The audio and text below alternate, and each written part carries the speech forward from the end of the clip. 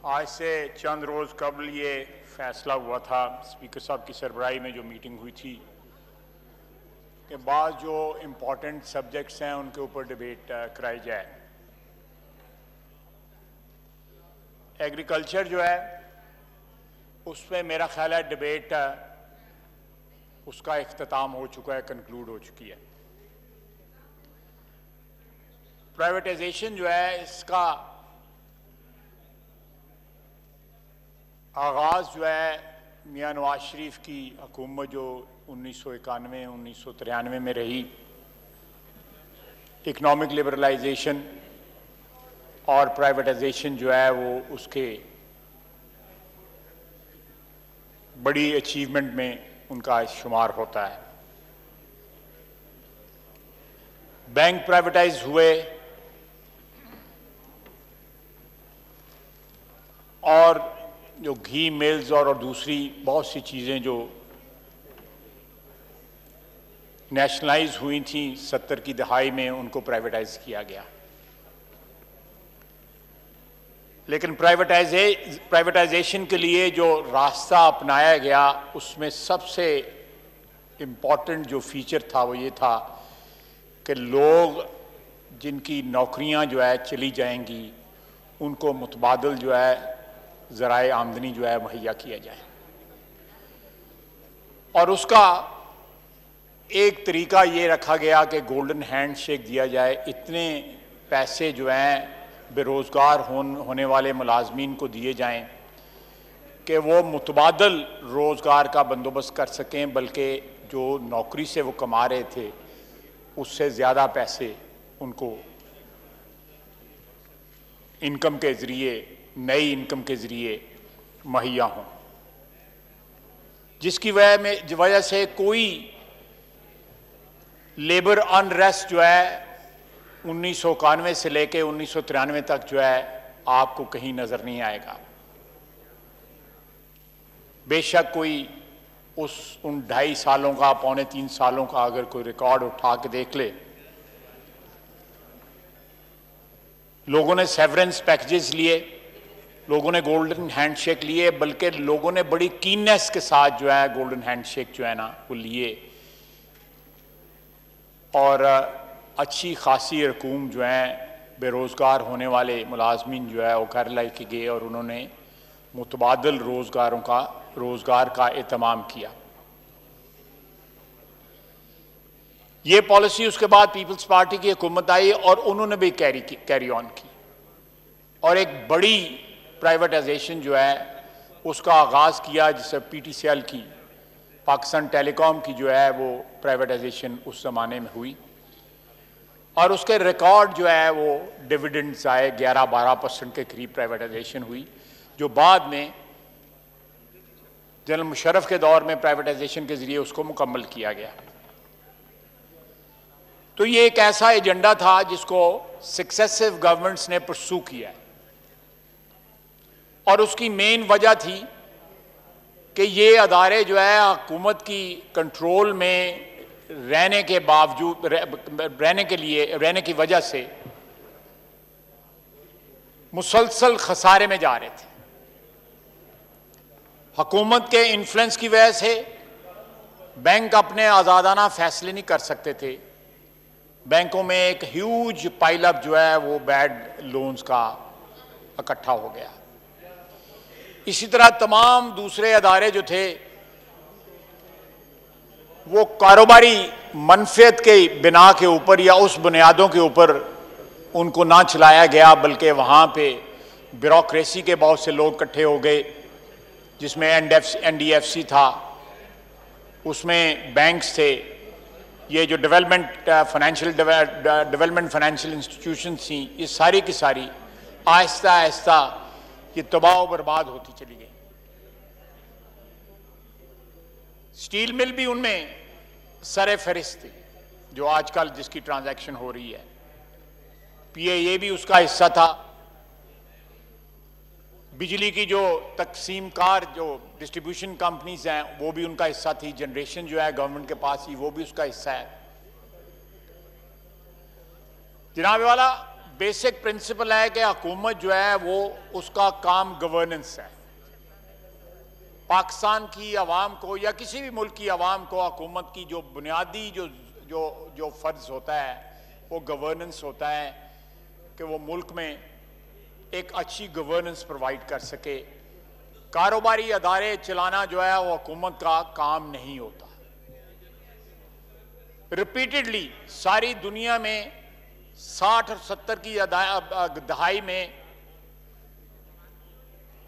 कौमियाए गए अदारे जो हैं बेतहाशा कौमियाए गए, लेकिन 15-20 साल में जब देखा गया कि ये अदारे सारे के सारे जो हैं वो नुकसान में चले गए हैं। जनाब वाला यहाँ तक हुआ कि 91-92 में जो अदारे प्राइवेटाइज किए गए और वो हुकूमती एक एक्सटेंशन ने जो है वो अदारे खरीद लिए गए। एक सीमेंट प्लांट की मैं आपको बात बता रहा हूँ, वो दोबारा हुकूमत के पास आए कि हमें इस अदारे को चलाने के लिए 5 अरब रुपया दिया जाए। ये इतना बड़ा ड्रेन है over last 40 years on national exchequer कि आप इमेजिन नहीं कर सकते। अगर कोई कमीशन बताया जाए कि अंदाजा लगाया जाए कि ये मनफेत बख्श जो अदारे थे उनका क्या हाल हुआ। ब्रॉडली तमाम सियासी पार्टियों की जो है वो कमिटमेंट मौजूद है प्राइवेटाइजेशन के प्रोसेस के साथ। उसका तरीकाकार क्या होना चाहिए, जो वहां पे मुलाजमीन है उनके रोजगार का क्या होना चाहिए, किन को ये बेची जा सकती हैं, इसका फैसला क्या ये सारे के सारे जो है प्राइवेटाइजेशन के लॉ को अगर इन लेटर एंड स्पिरिट फॉलो किया जाए तो मैं समझता हूं कि ये एक ट्रांसपेरेंट प्रोसेस जो है उसको इंश्योर किया जा सकता है। लेकिन अगर इस इंटेंट के साथ आप अदारे प्राइवेटाइज करेंगे कि आपने वो अदारे किसी को डोल आउट करने हैं, किसी अपने क्रोनी को या किसी अपने हमायती को या किसी एटीएम को, तो ये सारे का सारा पर्पस डिफीट हो जाएगा। हम मसूली तौर पे पीपल्स पार्टी का भी जो टेन्योर था 93 से लेके 97 तक और उसके बाद दूसरा टेन्योर भी प्राइवेटाइजेशन की इन प्रिंसिपल किसी ने मुखालफत नहीं की। उसके तरीकाकार पे इख्तलाफ हो सकता है लेकिन उस प्रिंसिपल पे कोई इख्तलाफ नहीं। अगर ये हुकूमत इस पॉलिसी को परसू करना चाहती है, जनाब वाला बहुत बड़ा एक मिसाल जो है वो स्टील मिल की है कि 2007 में सुप्रीम कोर्ट का फैसला आया उसकी प्राइवेटाइजेशन के खिलाफ। फैसला इस बुनियाद पे था कि वहां पे करप्शन की जो है वो बाज़गश जो है सुनाई दे रही थी कि सारी डील जो है वो नॉन ट्रांसपेरेंट है, ट्रांसपेरेंट नहीं। मुझे नहीं पता कि कितने की करप्शन जो है अंदाजा लगाया गया या उसको प्रिवेंट करने के लिए वो फैसला आया, लेकिन वो 2, 3, 4 अरब रुपए से किसी सूरत ज्यादा नहीं हो सकती थी। मुझे नहीं पता, लेकिन मुझे इतना याद है कि फॉरेन को कंपनी थी जो उसको खरीद रही थी, जिसमें सऊदीया की भी एक कंपनी थी। लेकिन आपने देखा कि 2-3 अरब रुपए की करप्शन को बचाने के लिए सैकड़ों अरब जो है सालाना जो है स्टील मिल को अफ्लोट रखने के लिए जो है वो इस्तेमाल किए गए। एक वक्त था कि एक स्टील मिल की प्रेमिसेस के ऊपर 55 यूनियनें थी। उनका मेडिकल बिल जो था वो बलूचिस्तान के सेहत के बजट से ज्यादा था। मैं 1992 की बात कर रहा हूं। मेरा बिल्कुल मेरी हमदर्दियां जो हैं मुलाजमीन के साथ हैं। मेरी हमदर्दियां जो हैं वो बेरोजगार लोग, कथित तौर पर बेरोजगार नहीं लोगों को होना चाहिए, उसका अलहदा बंदोबस्त किया जा सकता है। वो सारे प्राइवेटाइजेशन के पैकेज में बिल्ट इन किया जा सकता है, उनको प्रोटेक्शन प्रोवाइड की जा सकती है।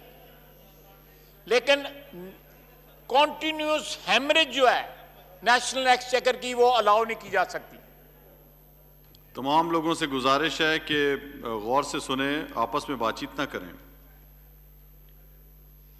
जनाब वाला, हमारा कंसर्न जो है, जो आज जो डिबेट जिसका आगाज हो रहा है, उसमें हमारा कंसर्न सिर्फ ये है, एक इज्तिमाई जो खदशा जो है ये है कि जिस तरह पिछले महीने 1.5 महीने में जिस तरह PIA को तबाह किया गया है, हुकूमती अदारे, PIA इटसेल्फ, वज़रा, मुख्तलिफ वज़रा, किसी का एक बयान भी एक दूसरे से नहीं मिलता। सिविल एविएशन कुछ कह रही है, वजीर साहब कुछ कह रहे हैं, PIA कुछ और कह रही है, और इसी सारे चक्कर में PIA जो है, जो भी उसके खंडरात बाकी थे वो भी तबाह बर्बाद हो गए। डिलिबरेटली एक नेशनल कैरियर को जो है तबाह कर दिया गया है एक बयान की वजह से। आप अगर उसको कल प्राइवेटाइज करने जाएंगे, आपको कुछ नहीं मिलेगा। आपके पास रूट्स हैं, आपके पास गेट्स हैं। मसलन आपको दोपहर के वक्त आपकी फ्लाइट लैंड करती है हीथ्रो के ऊपर, उसकी बहुत बड़ी कीमत है, 20-25 मिलियन डॉलर से भी ज्यादा हो सकता है आपको उसकी गेट का मिले, टाइम का पैसा मिले। लेकिन ये नाआखबत अंदेश लोगों ने जो बयानात दिए, उन्होंने ये इम्पॉसिबल बना दिया है। एयरपोर्ट्स की जो प्राइवेटाइजेशन या आउटसोर्सिंग का नारा लगाया गया, किस वक्त लगाया गया? जब सारी दुनिया में एयरपोर्ट जो है वीरान पड़े हुए हैं। रूजवेल्ट की प्राइवेटाइजेशन या लीज आउट करने का प्रोग्राम बनाया गया किस वक्त? जब 73 पिछले 3 माह के अंदर 73 होटल जो है न्यूयॉर्क में, मैनहट्टन में बंद हो गए हैं। क्या क्या क्या वैल्यू उन प्रॉपर्टीज की रह गई होगी जो आप बेचने जा रहे हैं?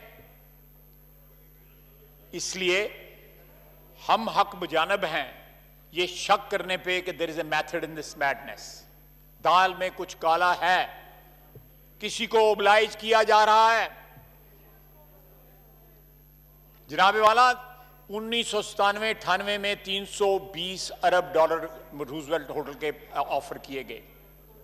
उसके बाद शौकत अजीज की हुकूमत में 280 पे इसको बेचने की कोशिश की गई, लेकिन हमने इसी असेंबली में ये प्रिवेंट किया कि इसको कौड़ियों के भाव जो है ना बेचा जाए। ये एक नेशनल एसेट है। अब PIA को तबाह बर्बाद करके अपने बयानात की वजह से सारे पाकिस्तान, सारी दुनिया में पाकिस्तान की जग हंसाई हुई। PIA जो दूसरी एयरलाइंस बनाती थी, दुनिया के कई एयरलाइनों की बुनियाद जो है PIA ने रखी।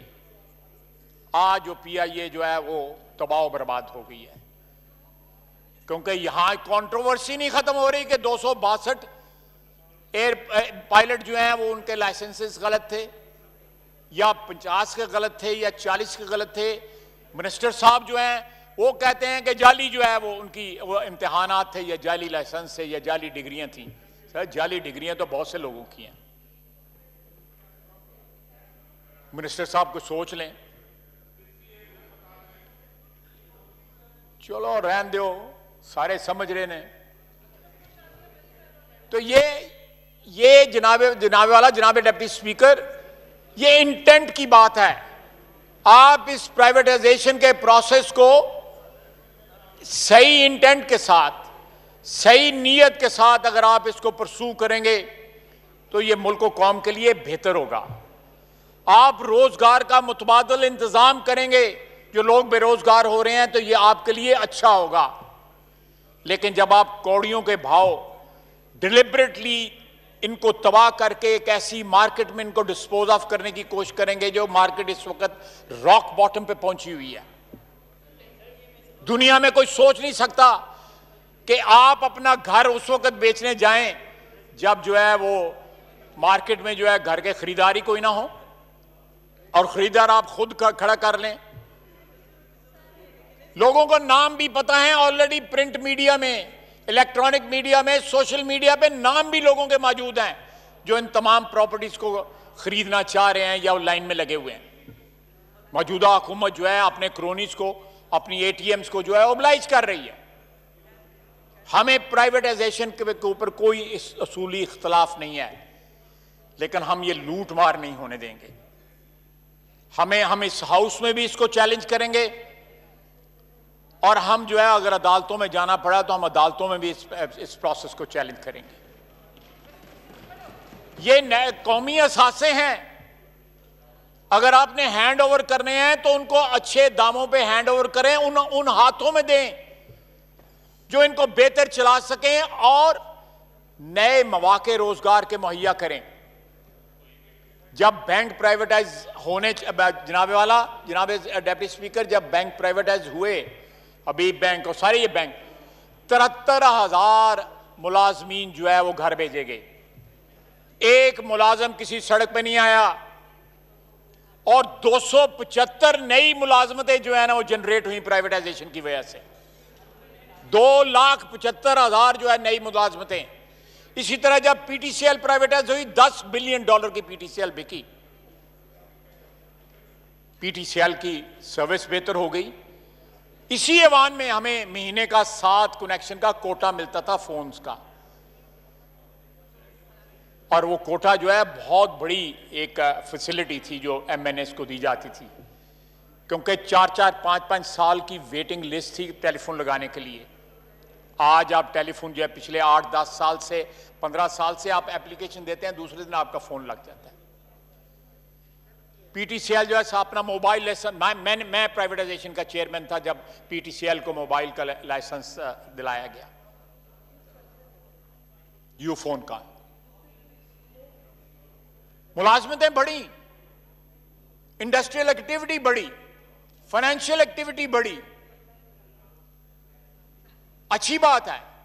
लेकिन आप इस तरह करेंगे जिस तरह ये गवर्नमेंट परसू कर रही है, हर इनिशिएटिव पे जो इस हुकूमत ने, जब ये अपोजिशन में थे, जो इन्होंने इनिशिएटिव जिनके ऊपर प्रॉमिस किया था, हर इनिशिएटिव को रिवर्स किया। आज कानों को हाथ लगाते होंगे कि हमारी पुरानी को वीडियोस ना देखें, हमारी पुरानी को ट्वीट्स ना देख ले, और कोई नए इनिशिएटिव लिए तो वो इस तरह के लिए कि उनके पीछे कोई ना कोई इनका अपना चेहरा नजर आता है खरीदार के तौर के ऊपर। जनाबे वाला, ये कौमी दौलत है, इसको अपनी जाती दौलत जो है वो समझ के लुटाया ना जाए। ये किसी एक शख्स की मीरास नहीं है, ये कौम की मीरास है। ये जायदादें जो हैं पाकिस्तान की आवाम की जायदादें हैं। द गवर्नमेंट जो है वो इनको होल्ड कर रही है, ट्रस्ट में होल्ड कर रही है।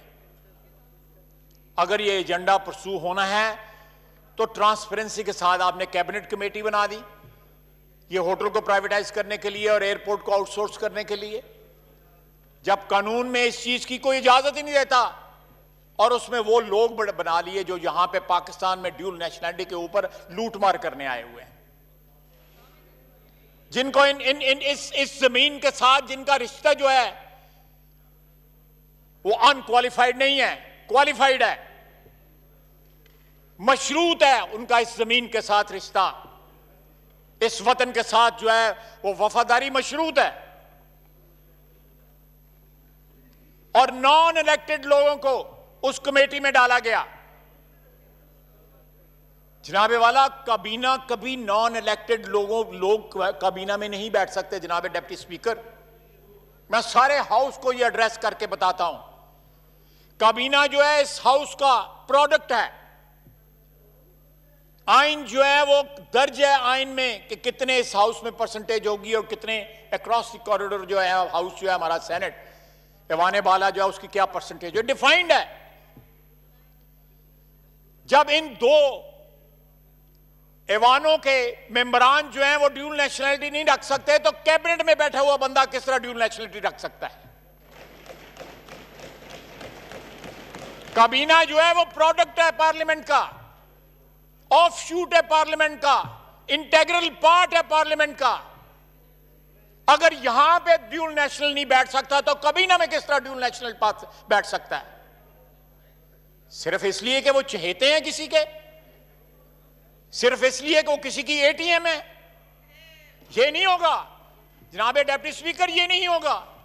हम हर मुहाज पे रेजिस्ट करेंगे इन मूव्स को। आपने क्या दिया पिछले 2 साल में? आपने भूख दी, महंगाई दी। अभी 15 मिनट आधा घंटा पहले दवाइयों की कीमतों की बात हो रही थी। जनाबे वाला कोविड है, 2,64,000 जो है शिकार हो चुके हैं इस बीमारी का, लोगों इन्फेक्ट हुए लोग। एक पेंडेमिक है, उस दौरान भी, इस आफत के दौरान भी मुनाफाखोरी की जा रही है। कोई खुदा का खौफ नहीं है, कोई कानून नहीं है, कोई रेगुलेशन नहीं है कि इसको प्रिवेंट किया जा सके। आज से 1.5 महीना पहले गंदम की फसल आई है, अप्रैल के आखिर में गंदम की फसल आई है मार्केट के अंदर, या मई के शुरू में, लेकिन आटा जो है वो बदस्तूर महंगा होता जा रहा है। फसल आती है तो ड्रॉप होते हैं जो रेट्स हैं। हमारे यहां पे फसल आती है तो उसका कोई इफेक्ट नहीं होता, बल्कि रेट ऊपर चले जाते हैं। पिछले 4, 5, 6 महीने से, बल्कि इससे भी ज्यादा, सारी कौम जो है वो गंदम की क्राइसिस को रोक रही है। एक फसल से लेकर दूसरी फसल आ गई है, लेकिन प्राइसेस कंट्रोल नहीं हो सकी। सिर्फ ये कहा जाता है बड़ा सख्त एक्शन लूंगा, ये कर दूंगा, वो कर दूंगा। खाली खुली बड़कों से जनाब डिप्टी स्पीकर काम नहीं चलेगा। लोग इस महंगाई का मुकाबला नहीं कर सकते, लोग बीमारी का मुकाबला नहीं कर सकते, लोग इस गैर शफाफ प्राइवेटाइजेशन को जो है वो रिजेक्ट करते हैं। आपने क्या क्या गिनवाऊं, इतने गिन नहीं सकते, इतनी जो है यू टर्न और इतनी जो है वादा खिलाफियां और इनहराफ किया आपने कॉल के उसे पिछले 2 साल के अंदर। लेजिस्लेशंस लाई जा रही हैं। मैं वजीर खारजा था, 2 दिन कुलभूषण का नाम नहीं लिया जाता था, हमारे ऊपर जो है मोदी के यार का इल्जाम लगा दिया जाता था, हमारे खिलाफ गद्दारी के फतवे दिए जाते थे। आज उस कुलभूषण को फैसिलिटेट करने के लिए यहां पे लेजिस्लेशन लाई जा रही है। जनाब डिप्टी स्पीकर, 72 साल में इस कौम ने बड़े बड़े तमाशे देखे हैं, लेकिन इससे बड़ा तमाशा कोई नहीं देखा जो आजकल पिछले 2 साल से चल रहा है। आज भी नौबत यहां पे आ गई है कि वोटर, सपोर्टर और स्पॉन्सर सारे कह रहे हैं आलमान और कानों को हाथ लगा रहे हैं। ये कहां पे जाकर रुकेगा? ये सिलसिला, ये दिन दहाड़, जनाब कोई सोच सकता है कि अपने मुल्क के एक अदारे को आप इस तरह तबाह करें जिस तरह वजीर हवाबाजी ने जो है बयान दे के जो है। जनाब वाला, मैं उस मीटिंग में मौजूद था, एविएशन सेक्रेटरी जो है वो कह रहे थे कि हमारा कोई इस किस्म का सिलसिला नहीं है, सारे वेरीफाई हो गए हैं। And the minister for aviation still इंसिस्ट्स। किसका एजेंडा परसू कर रहे हैं ये? जनाब स्पीकर, किसका एजेंडा परसू हो रहा है? पाकिस्तानी आवाम का एजेंडा परसू नहीं हो रहा, वतन अजीज का एजेंडा परसू नहीं हो रहा, चंद अफराद का एजेंडा, चंद अफराद के मफादात के तहफ़्फ़ुज़ का एजेंडा जो है परसू हो रहा है। कुछ हो या ना हो, मुल्क जो है दिन ब दिन जो है वो इन्हतात की तरफ जा रहा है, जवाल की तरफ जा रहा है। अल्लाह ताला मुझे गलत, मेरी दुआ है कि मैं गलत साबित हूं। स्टॉक एक्सचेंज आपका कसीनो बन गया है।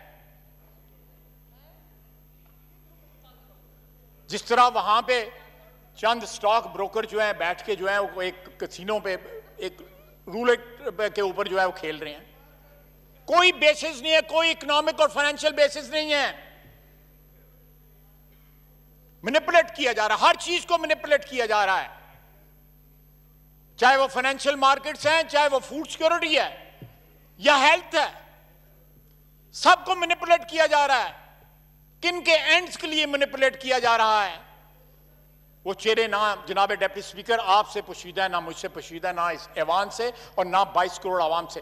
लोग चेहरे पहचानते हैं, शनाख्त है लोगों को,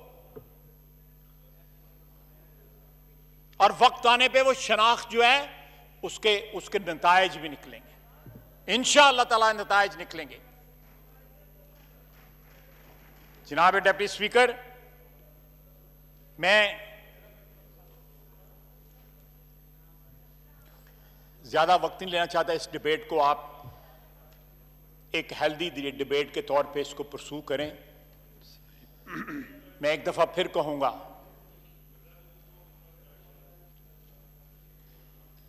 कि प्राइवेटाइजेशन के प्रोसेस के ज़रिए किसी का अगर आपने उधार देना है तो उधार ना चुकाएं उससे, या किसी ने आपकी जेब में 4 पैसे डाले हुए हैं तो आप वो पैसे जो है इस कौम के पैसे ना उससे ना उसकी जो ऑब्लिगेशन जो है वो चुकाएं। जनाब वाला वो पंजाबी में कहते हैं औखे भारे वेले लोग काम आउंदे ने, लेकिन उन्होंने अपने पल्लों फिर उन्होंने अदा करो ना, कौम के पल्लों तो ना अदा करो उन्होंने पैसे। अगर कोई आपके काम आया हुआ है या किसी ने आपका खर्चा उठाया हुआ है तो खुदा के लिए उसके खर्चे का इफ्जाना जो है इस कौम की जेब से ना दें। वो दवाइयां महंगी करके ना दें, वो गंदम महंगी करके ना दें, वो चीनी महंगी करके ना दें। उसको जाने दिया है। यहां सैकड़ों लोग हैं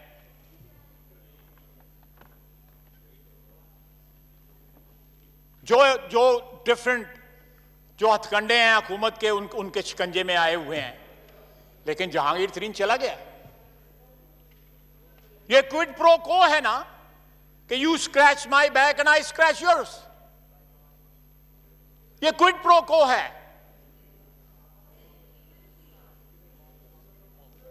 ये इज्तिमाई खुदकुशी है जो हम इस वक्त कर रहे हैं। और जो लोग आज खामोश रहेंगे उनकी खामोशी मुजरमाना होगी। आज जो आवाज नहीं उठाएगा इस करप्शन के ऊपर, इस क्रोनिज्म के ऊपर, जिसमें एक नई जो है वो एक्सट्रीम जो है इन्होंने निकाल लिया है कि आप प्राइवेटाइजेशन के जरिए जो है अपने बैरूनी मुल्क के जो आका हैं उनको ओबलाइज किया जा रहा है। मैं नाम नहीं लेना चाहता, उनको ओबलाइज किया जा रहा है प्राइवेटाइजेशन के जरिए। जनाबे वाला इसको प्रोसेस को शफाफ रखें। कानून मौजूद है, उस कानून को फॉलो करें। ड्यूल नेशनैलिटी वाले अपने क्रोनी अपनी एटीएम जो है उनकी कमेटी ना बनाएं कि वो खुद प्रॉपर्टी ना खरीद लें। वो खुद रियल एस्टेट का बिजनेस करते हैं। जनाब डिप्टी स्पीकर, आप भी मेरी तरह एक पॉलिटिकल वर्कर हैं। हमने अवाम के पास जाना है, आज नहीं, कल नहीं, परसों नहीं। जो भी आइन की रिक्वायरमेंट है उसके मुताबिक अवाम के पास जाना है। सियासतदान जो है वो जिस तरह का भी हो, वो अवाम को जवाबदेह होता है सूनर और लेटर।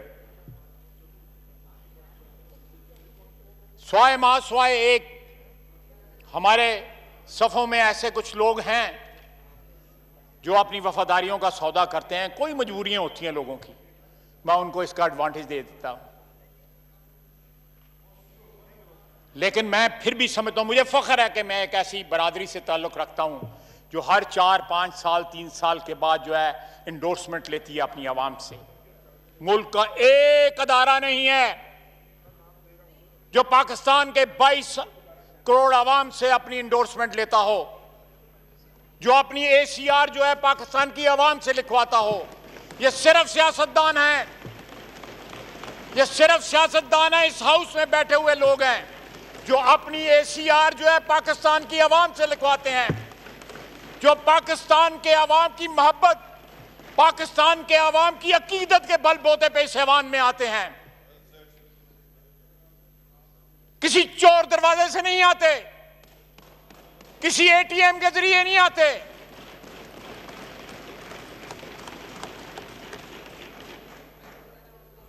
किसी बंद दरवाजे के पीछे बैठ के सौदाबाजी से नहीं आते, किसी अंपायर की उंगली से नहीं आते।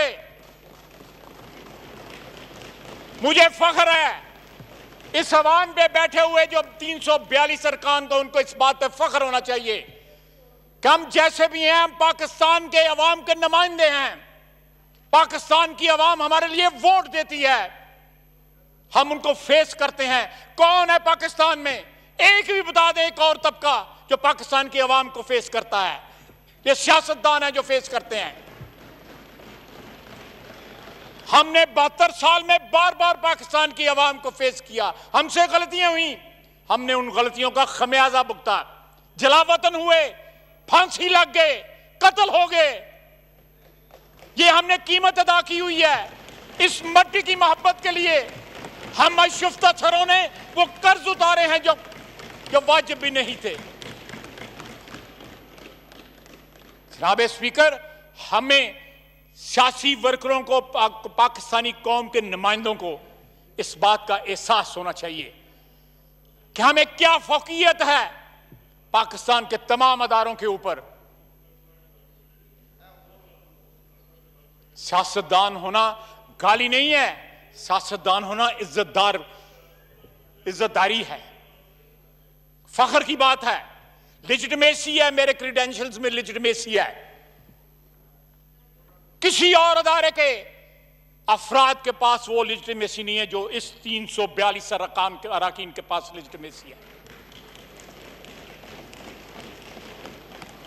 उस लेजिटिमेसी का पास करते हुए, उस वोट की इज्जत का पास करते हुए,